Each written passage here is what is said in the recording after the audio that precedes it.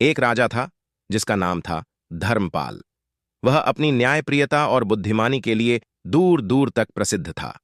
उसके राज्य में प्रजा सुखी और समृद्ध थी। राजा की 4 बेटियां थीं, अंबिका, चंद्रिका, दीपिका और कणिका। राजा को कोई पुत्र नहीं था, इसलिए वह अपनी चारों बेटियों में से ही किसी एक को अपना उत्तराधिकारी यानी वारिस चुनना चाहते थे। समस्या यह थी कि किसे चुना जाए। चारों बेटियां सुंदर, गुणवान और पढ़ी लिखी थीं, लेकिन राजा जानते थे कि राजपाट चलाने के लिए सुंदरता या शिक्षा ही काफी नहीं होती। उसके लिए दूरदर्शिता, समझदारी और समय व संसाधनों का सही उपयोग करना आना चाहिए। राजा ने एक दिन चारों राजकुमारियों को अपने पास बुलाया और कहा, पुत्रियों, मैं अब बूढ़ा हो चला हूं। मुझे तुम चारों में से किसी एक को राज्य की बागडोर सौंपनी है। इसलिए आज मैं तुम्हें एक परीक्षा देना चाहता हूं। यह सुनकर चारों उत्सुक हो गईं।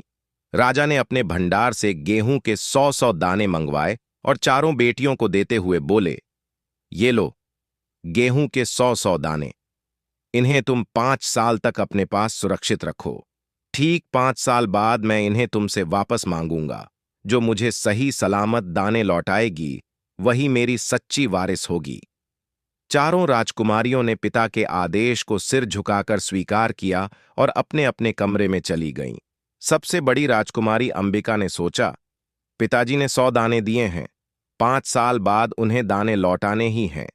इन दानों को सुरक्षित रखने का सबसे अच्छा तरीका क्या है? उसने दानों को खिड़की के बाहर फेंक दिया और सोचा कि 5 साल बाद वो भंडार घर से 100 दाने लेकर पिता को दे देगी। उसने सोचा कि आखिर 100 दानों की कीमत ही क्या है। दूसरी राजकुमारी चंद्रिका कुछ ज्यादा व्यावहारिक थी।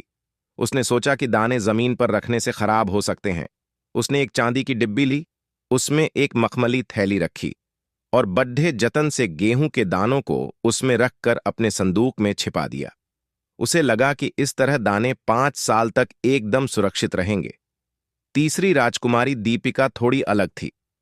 उसने गहन विचार किया, पिताजी ने हमें सिर्फ दाने सुरक्षित रखने को नहीं कहा है, बल्कि 5 साल बाद वापस मांगे हैं।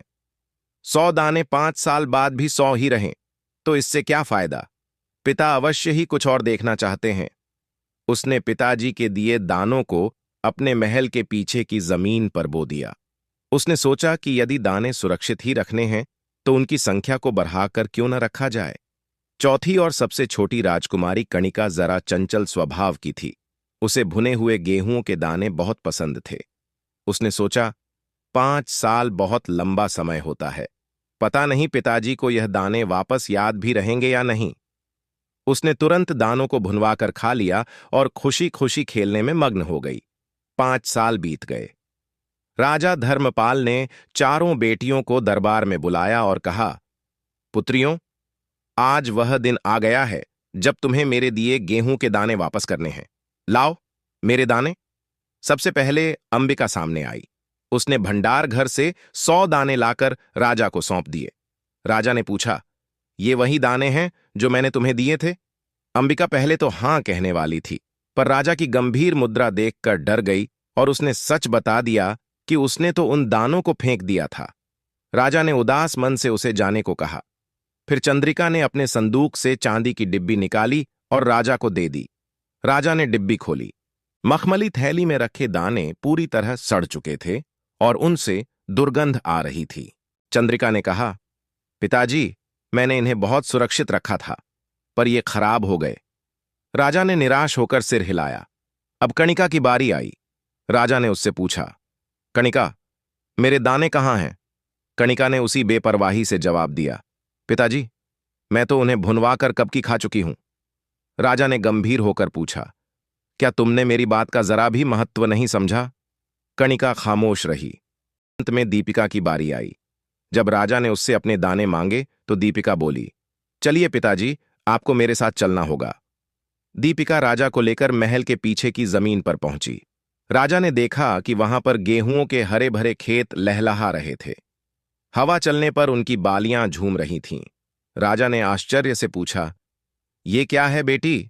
दीपिका ने हाथ जोड़कर कहा, पिताजी, यही हैं आपके दिए हुए 100 दाने। मैंने उन्हें नष्ट नहीं किया, न ही बेकार होने दिया। मैंने उन्हें बो दिया। हर साल फसल कटती रही और मैं उसमें से कुछ दाने निकालकर फिर से बोती रही। इस तरह आज वे 100 दाने लाखों दानों में बदल गए हैं। अब ये दाने सिर्फ 100 नहीं, बल्कि एक समृद्ध फसल है। आप इन्हें जैसे चाहें वैसे उपयोग कर सकते हैं। राजा धर्मपाल की आंखें खुशी से चमक उठीं। उन्होंने तुरंत दीपिका को गले लगा लिया और गर्व से घोषणा की, आज मुझे मेरा सच्चा वारिस मिल गया। जो व्यक्ति 100 दानों की कीमत को समझता है और उसे बढ़ाकर लाखों में बदल सकता है, वही राज्य की संपदा और संसाधनों का सही उपयोग कर सकता है। दीपिका, तुम ही मेरे राज्य की उत्तराधिकारी बनोगी।